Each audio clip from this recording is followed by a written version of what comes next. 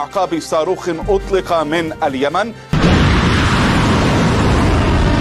استهداف السفن وهي متحركة في البحار حيث اشتبكت مع القطار. قالت حركة حماس إدارة الرئيس الأمريكي دونالد ترامب المسؤولية المباشرة عن المجازر التي ترتكبها حكومة نتنياهو بحق. إذن أفادت وسائل إعلام إسرائيلية أن رئيس الحكومة الإسرائيلية نزل في منطقة الرأس الأحمر شرق طمون جنوبية طوباس. الإسرائيلي متواصلة على قطاع غزة. طالب المشاركون في المظاهرة بوقف حرب 3 مصابين بجروح طفيفة من موقع سقوط صاروخ وتحدثت وسائل الإعلام الإسرائيلية عن وقوع 3 إصابات طفيفة في عسقلان نتيجة سقوط. أعلنت بريطانيا أن إسرائيل احتجزت نائبتين بريطانيتين كانت Stop trying to buy our votes. Stop ripping off our government and stop stealing. Akkam waltan kabajamtoota hordoftoota keenya muddee torba wiixata galgala odeeffannoowwan baha gidduu galeessaa fi laboobamuuf gubachuu magaalota Israa'el, Iraan, Iraaq, Siriyaa, Lubnaan irraa kaaseetiin galoo galaana diimaa irratti kan qarqaban oduuwwan ijootiin hangafna. Misaa'ilonni Birgeedii Mustafaaf Alaksaa haleellaa cimaa Israa'elotaa fi rifaatu mootummaa Israa'el Hamas irraa hin yaadintu dhaqqabe jedhamaati jira. Magaalaan Ashkelonii fi Ashdood har'a dubbii addaa dhageette.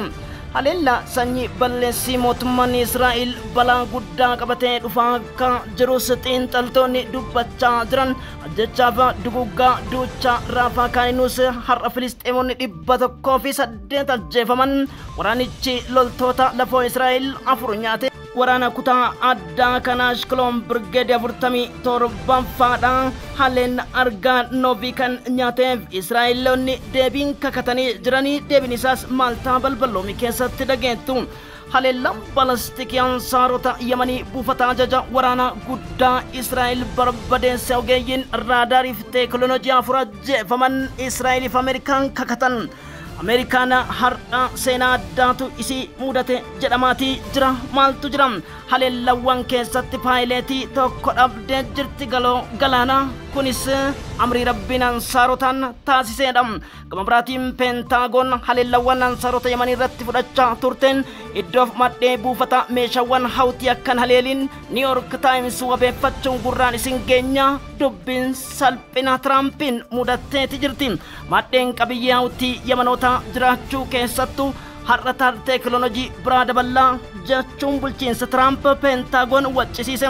Magaalonni Ameerikaa 1,500 ol hiriira mormii bulchiinsa Doonaald Tiraamp guyyaa 98 irratti argamuun siin barbaannu jedhan. Maaltu ta'eeti kan jedhan gabaasa maddeen balballoomii qabna. Waraanni mootummaa Sooriyaa ifatti gadi bahuun Teel Abiibiif Neetaanyaahuu irratti kakate.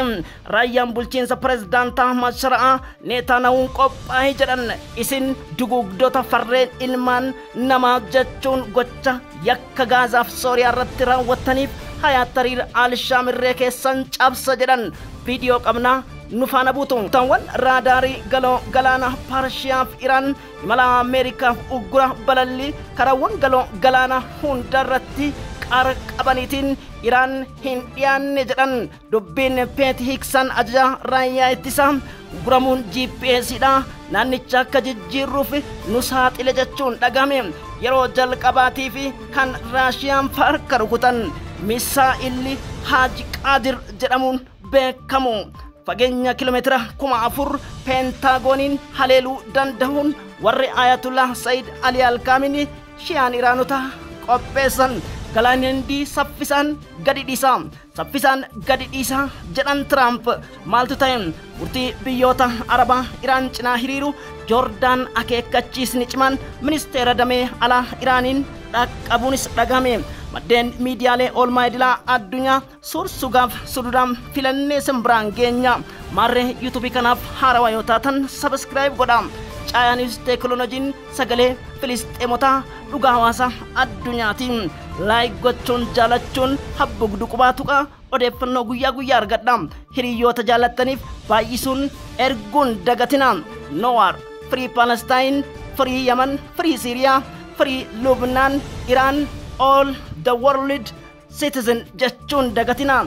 CTN دمبوبا يادا. إصرار الله عن مقتل شخصين وإصابة 4 آخرين إثر غارات شنها الطيران الحربي الأمريكي على محل لبيع معدات الطاقة الشمسية في منطقة حفصين بمحافظة. إلى توقعات بتصاعد وتيرة الاقتحامات خلال الأسبوع المقبل تزامنا عن المجازر التي ترتكبها حكومة نتنياهو بحق الأطفال والمدنيين الأبرياء في قطاع غزة.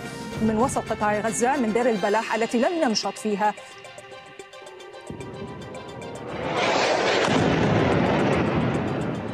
تشهد العاصمة الألمانية برلين فعالية تضامنية مع الفلسطينيين في قطاع من أرض الشام إلى نتنياهو يا ابن الكافرة ابشر بما يسوء في بلاد الشام.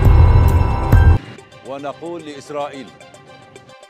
قال الرئيس الأمريكي دونالد ترامب إن قارة أوروبا باتوا يرغبون في التفاوض عقب دخول الرسوم الجمركية على ومن ضمنها هذه المساعدات الطبية التي هم بحاجة إليها في هذه المرحلة من أجل علاج هؤلاء المصابين الذين جسو كنيسان ناسو فرفاتون كمن كتاون غازا كانينوس بيت الآية أهانون جبليا راملا سريان القدس راكاسيان كيبا كانينوسي في رافا واندانغا Philadelphia irratti xiyyaarota Israa'eliin qabduu fi kadhaan sadarkaan Ameerikaa irraa fudhataniin Filisxeemota ibiddaan cinceessaa jiranitti gaayidonni Filisxeem birgeedii haroo wajjin ta'uun kutaawwan Gaazaa keessatti faffaca'uun taankota RPG Kooriyaatiif Raashiyaatiin dhidhimsuu fi haleellaan har'a gaayidid misaayil jedhamu ammoo lakkeessa Ashdoodii fi Ashkoloon haleeluun gamoon tokko تبرك كتاوال عربية الجزيرة ميديا لول كافوران حماس strikes 12 missile on Tel Aviv and Ashkelon city جتون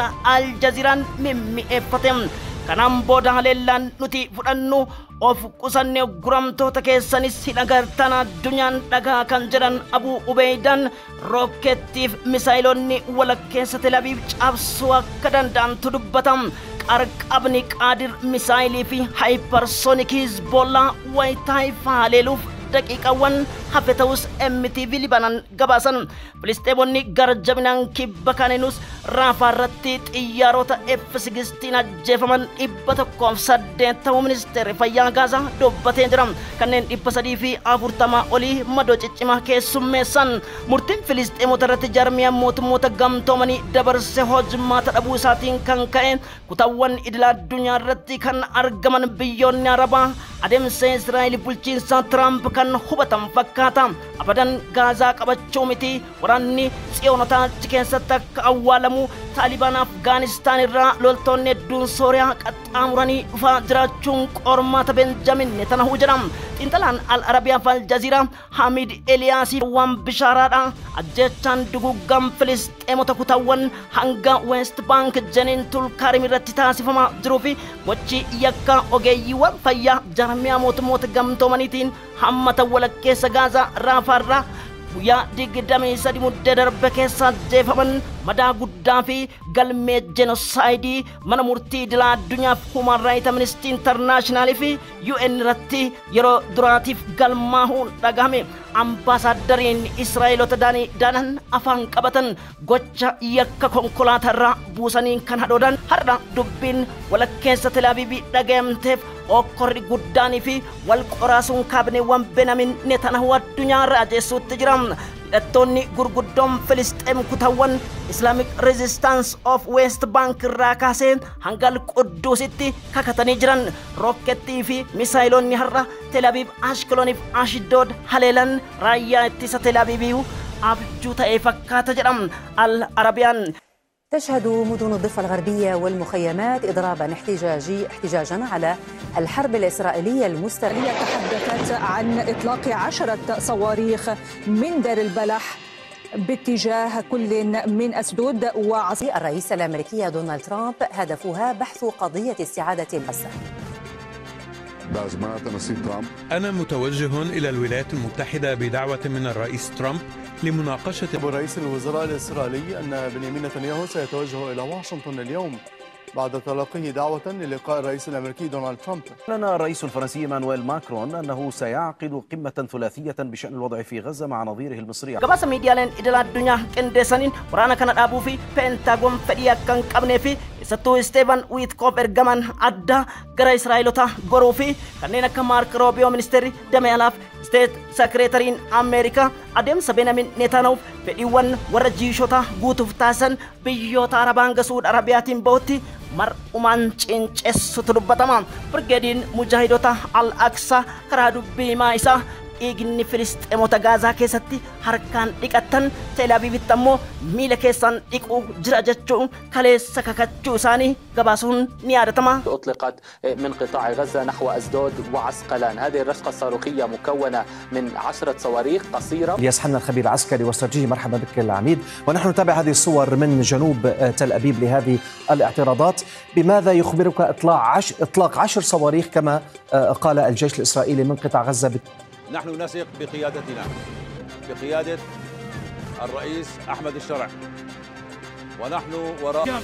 والله هناك رجال لا ينامون على ضيق، هنا جنوب سوريا، هنا درعا يا ابن الخنزير. والله بإذن الله عز وجل لنطر لأهلنا في غزة. اللبنانية أن مواطنا في بلدة العديسة أصيب بجروح جراء المعروفة في إسرائيل باسم قضية الأموال القطرية، بالإضافة إلى جملة من القضايا. إصابات في استهداف طائرات الاحتلال قوة من ضباط وعناصر الشرطة.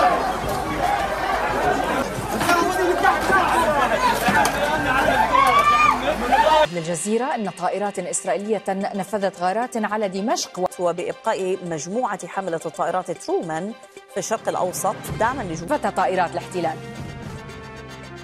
من جهة أخرى قالت مصادر عسكرية للجزيرة أن طائرات إسرائيلية Waraanni Libaanoosii fi akkasumas Israa'el kutaawwan daangaa laggeen litaanii fi araddoota hedduumnaan qabatte saffisaan akka gadi dhiistu jechuun Sheek Naayif Qaasim qondaalli Hizbollaa dubbataniin diroononni har'a kutaa Meeroo irratti gadi dhiifamuu fi Ayitaa Shaabii fi Baalbee Kifar Kiilaan erga kaleessa haleelamaniiti. Bulchiinsi yeroodhaan Joosef Aawun kakachuun wal qabsiise Hizbollaan fuula argachuun oolle jedha gabaasni Associated Press. Hizbollaan tarkaanfii cimaa har'a Israa'el irratti fudhachuuf kakachuu fi Haifaa barbadeessuuf haala mijeessuu isaaf diroononni maappii taa'umsa waraanaa mooraa Haifaa kaasan har'a kan Israa'el rifachiisanidha. Yaa Zaamir qondaalli ajaja waraanaa jeettiiwwan hedduun hanga Beeruutitti burkuteessuuf ajaja fudhachuu isaanii Times of Israel gabaase. Haa ta'uutii malee si'achi tarkaanfiif qarqabni balallii xiyyaara kutaawwan baagiddu galeessa Sooriyaaf naannicha irratti taasifamu jechuun Tarkiif Raashiyaa walii galuun raadaariilee adda addaa dhaaban. Waraanni raayyaa ittisaa Hizbollaa wajjin dubbachuun Libaanos ammoo dubbittiin deeggarsa Ameerikaa irraa raayyaan ittisa Libaanos fudhatu Maaltaa kan jedhu hiree isaas xiinxaluu irratti argama. Hizbollaan lubbuuwwan 61 guyyaa afuritti badeef Tel Aviv madaa'uu jirti jechuun Sheek Naayif Qaasim dubbachuu isaanii MTV Libaaniif Almaadiyaan Libaanos wabeeffachuun Aljaziiraan gabaase. Tarkaanfii baagiddu galeessaa keessatti humnoonni Islaamic Resistance madaa'uu Filisxeemotaa fi dhiiga Gaazaa keessatti dhangala'aa akka garbaatti jiru kanaaf Israa'elitti kakatan. Akkasumas lammiileen jiishotas ta'ee Tel Aviv uummanni Israa'el guututti 84 ol Benjamin Netanyahuun yakkamaadha heera biyyattiitiin bulaan jiru aangoo dheereffachuu jechuun wal bittinneessutti argaman jedha Aljaziiraan. Gama biraatiin tarkaanfiiwwan Sooriyaa kutaawwan Latakiyaa, Aleppo, Hamaaf Damaskoo irratti fudhataniin lammiileen 34 gahuu isaaniitiin wal qabsiise. Humnoonni Hayat Tahrir al-Sham kan bulchiinsa pirezidaantii Ahmad Sharaadha. Tarkaanfiin Benjamin Netanyahu eeggatu haleellaan keenya fudhannu ajjechaa Benjamin Netanyahu irratti xiyyeeffannaa jechuu Hindustaanti gabaase. Gabaasa Hindustaanti wabeeffachuun Al-Arabii TV'n akka gabaasetti waraanni jeeshiiwwan Hayat Tahrir al-Sham kanneen Israa'el Hamaasiif qondaaltonni achi keessatti daatan jettu Yerusaalem to'achuu wanti nu dhorguun jiru nu beeka Benjamin Netanyahu jechuun isa Gaazaa dhidhimse isa dhugaa Al-Aqsaa dhokse nuti qophooynee jirra jechuun dhaadatan. Kunis wiixata dhufu guyyaa borirraa kaasee haleellaa Sooriyaa irratti nin fudhadha jechuun ibsa baasu waajjira Benjamin Netanyahu ta'uutii jedha. Haleellaa Sooriyaa irratti fudhatu kanaan liigiin biyyoota Arabaa hedduu balaaleffatan. Gamtaan Awurooppaa Israa'el akeekkachiisuun dhagame. Dubbittiin adeemsa pirezidaantii Jedii Vaansitti aanaa pirezidaantii Tiraamp gamtaa Awurooppaatiin wal qoraasuuf adeemsa Sooriyaa dhaabuu gamtaa Awurooppaa Osla Balandiskiidha. Pirezidaantii gamtaa Awurooppaa dubbiin Israa'elota macheessite.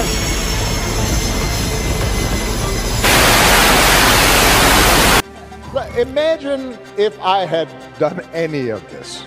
الرئيس الأمريكي دونالد ترامب هدفها بحث قضية استعادة المحتجزين من غزة واستكمال ما وصفه بالنصر في غزة.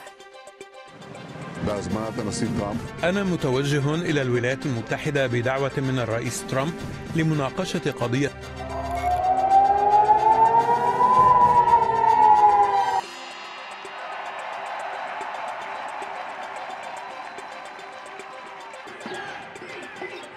سويدية. مظاهرات للتنديد بالعدوان الإسرائيلي المتواصل على قطاع غزة. طالب المشاركون في المظاهرة بوقف حرب 3 مصابين بجروح طفيفة من موقع سقوط صاروخ في عسقلان. الصواريخ أطلقت من وسط قطاع غزة من دير البلاح التي لم digdamii tokkoffaan keessatti kan argamu haleellaan qarqaba biyyuutuu spliiter jet jedhamuun bombiiwwan gurguddaa toonii kumoota kutaawwan sa'aadaa udaydaaf sanaa irratti hawwii yamatu adamsuudhaaf bulchiinsi Tiraamp taasisu kasaaraa guddaa hordofsiisuun wal qabe Tiraampuudha seenan abbaa nagayaa ta'uuf waraana idil addunyaa dhaabsisee noobeelii fudhadha kan jedhe jaarsi dubbiin faallaa itti taate ajandaaf ijji gurri hawaasa addunyaa hundi Doonaald Tiraamp maal jedheedha. Aynaaf biyyoota akka Kanaadaa, Meeksikoof kan kana fakkaatan taarifa diinagdee dhibbantaa hedduun ol dabaluun qoraasuun isaan kaan ammoo waraana dhaabdammoo niikileerii keessaniif isinis walitti dhidhimsina. Akkasumas Israa'el birmadummaa mirga daangaa isii ittisuuf ji'oota eeguuf waan yaaddoo hunda gochuu qabdi jechuun dhibbantaa baajata 15 kan Ramadaan abbo Doonaald Tiraamp hawwii Yamanootaatiin USS Harry Truman jedhamu doonii guddicha baadhattoo xiyyaarota afraffaa dhaban jedham. Almaadiyaa Falmaasraa Associated Press Middle East Monitor fi Middle East Eye akka baddeen miidiyaalee idil addunyaa gabaasanitti yoo dhiqqaate diroononni MQ-9 jedhaman kan gooftaa diroonotaa fi kanneen balallii basaasa argama teekinooloojii ispeesii irraa gallakkifaman hawwii Yamanootaatiin qoraafaman. jettiin F-36 teekinooloojiif Ameerikaan gadi baafte paayileetii tokkoof gargaara nyaachuu Pentagon amante madhee meeshaawwan hawwii Yamanoota argachuu hin dandeenye jechuun New York Times gabaase. Dubbiin kana qofatti osoo hin ta'in yoo dhiqqaate guyyoota 21tti doolaara biliyeena 8.6 Yamanoota labobbuuf Israa'el deeggaruuf dhabuun isaanii ammoo mallattoo gaaffii hanga ugura abbaa seera biyyoolessa Ameerikaatti wal dura dhaabbachuu irratti argaman. Riippaabilikaaniif paartiin Dimokiraatota adeemsota keessattuu ugura filannoo dhufuuf haala qaacceeffata bulchiinsa Elon Musk abbaa Starlinkiif eksiitiin taasisan irratti mormiin magaalota 1,500 wayita dho'etti. Dubbiimaan hawwii Yamanoota Ansarota Yamanidha. Hangaysin Filisxeemotaaf deeggarsa namoomaa duguuggaarraa dhaabdan yakki kun qoratamutti Tel Aviv mataa isaa maal fiddu ni haleella jechuun buufanni waraanaa Israa'el guddicha leelame. Ogeeyyiin raadaariif teekinooloojii eegan 4 ajjeefaman 8 madaa'an jedha. Gabaasa miidiyaaleen idil addunyaa dhoksan miidiyaan Raashiyaa bittinneesseet saaqeen Yahaya Saariyaa fantasiyaan guutameetiin doonii Ameerikaa haleelle. Itti aansinee Tel Aviivin balastikii fi kinzaayil haayiparsoonikidhaan dhugaa waan qabnuuf dhugaadhaan moone Filisxeemonni dhugaa qaban dhugaa kana duuchatti ija jalaa cufachuun jiishota yookiin adawwii Israa'el gargaaruuf abadan hin ta'u jedhan. Dubbittiin New York Times gadi baase immoo balaa fiddee dhufaa jiraachuu xiinxaltoonni akkana jedhu. دائما يعني هذا في عسقلان يعني على نتحدث عن مسافة 10 إلى 12 كيلومتر معين. فإذا أنا أعتقد انضم إلينا العميد الحربي الأمريكي على محل لبيع معدات الطاقة الشمسية في منطقة حفصين بمحافظة. تواصل القوات المسلحة اليمنية للأسبوع الرابع على التوالي التصدي المسؤول والفاعل للعدوان الأمريكي على بلدنا، وذلك باستهداف قطاعه الحربية في البحر الأحمر. فخلال الساعات الماضية اشتبكت القوة الصاروخية. الحوثيين يحيى سريع أن عناصر الجماعة اشتبكوا مع قطع حربية وصفها بالمعادية شمالي البحر الأحمر على رأسها حاملة الطائرات الأمريكية ترومان.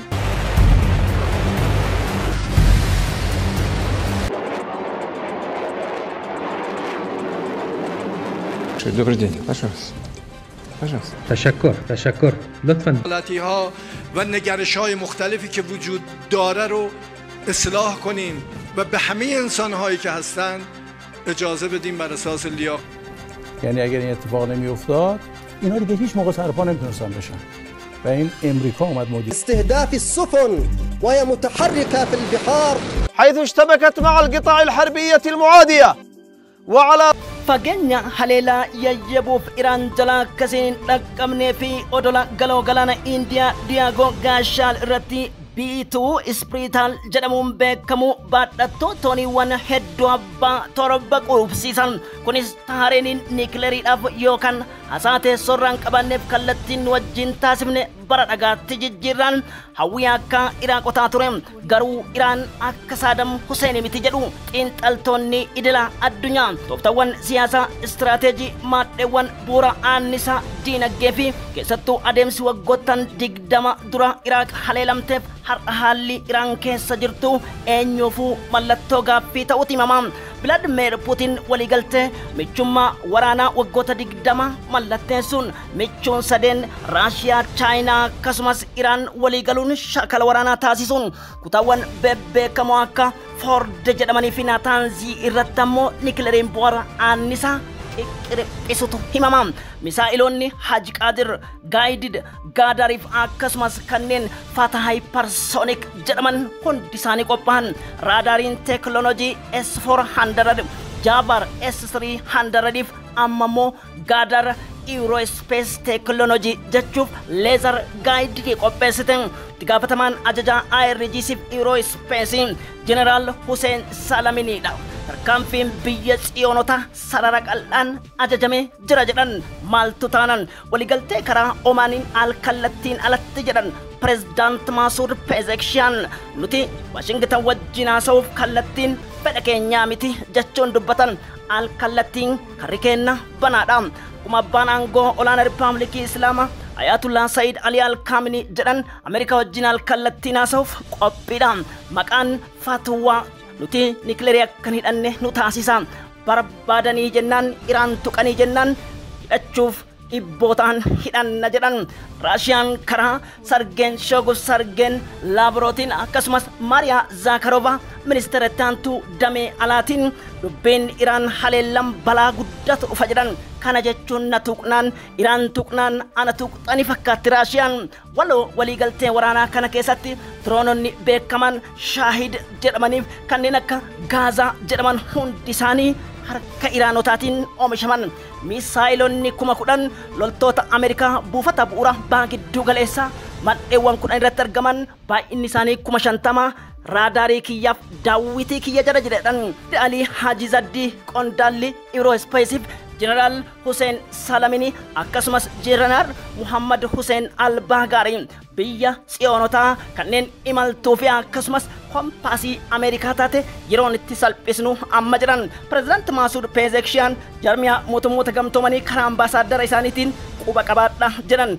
Waliigalteen alkallattii banaadha. Ameerikaan dogongortee gocha seexaanaa hojjatte taanaan badii keessaan baanetti deebitiidhaan. Abbaan aangoo olaanaa nu amana nuti nagaya filanna nagaya caalurraan tarkaanfannaan garuu Israa'el jiraachuun jirtu maappiirra haqna jedhan. Kanas gabaasa irna tasniim wabeeffachuun Aljaziiratu gabaase.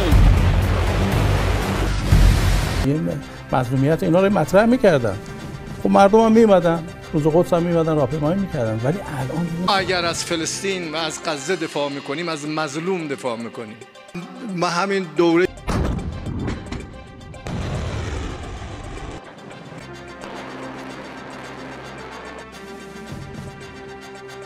Moscow supplying Tehran with the S-4.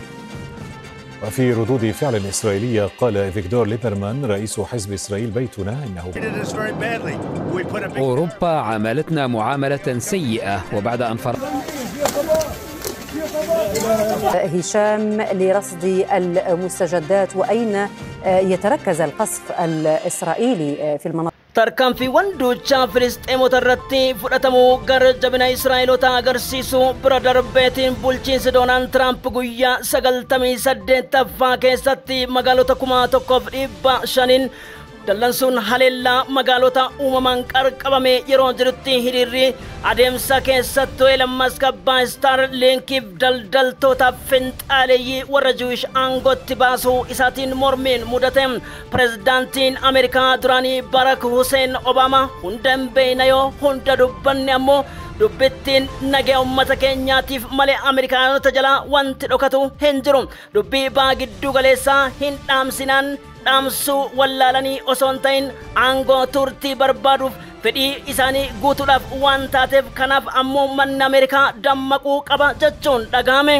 Kabajamtoota hordoftoota keenya waraanni baa giddu galeessaa Filisxeemota irratti raawwatamaa jiru duuchaa keemikaalaatiin haleelamuun kutaa kibbaa Kaaneenus irratti lammiileen Filisxeemotaa kanneen 109 gammatti ajjeefamuudha ministeerri fayyaa Gaazaa ibsee jira. Haleellaa kaleessaa galgala Hamaas Birgeediin Al-Aqsaa Ashdod Ashkelon irratti fudhateen lubbuun Israa'eloota du'anii ga'uudha Aljaziiraan gabaase. Ansaarota Yemanii Abdul Malik Alawutii fi Yahyaa Sariyaa ajjeesu malee irraan deebi'u kan jedhe bulchiinsi Doonaald Tiraamp salphachuu isaatu himamaatii jira.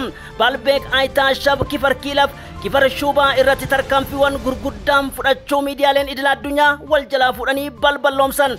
Islamic Resistance of Iraqii kan humna jihaadaa Islaamaa waliigalaaf loltoonni Afgaanistaan Gaazaa hangana caala barbadooftuuf lammiilee isaanii dhiiga roraasaa jiran teenyatti ilaallu jechuun gara Gaazaatti dabalamuu isaanii Israa'el naasise jedha gabaasni keenya CTN itti dhiyaadha. صافرات الإنذار دوت في عشرات المواقع في أعقاب صاروخ أطلق من اليمن. هجوما صاروخي استهداف السفن وهي متحركة في البحار حيث اشتبكت مع القطع الحربية المعادية وعلى رأسها حاملة الطائرات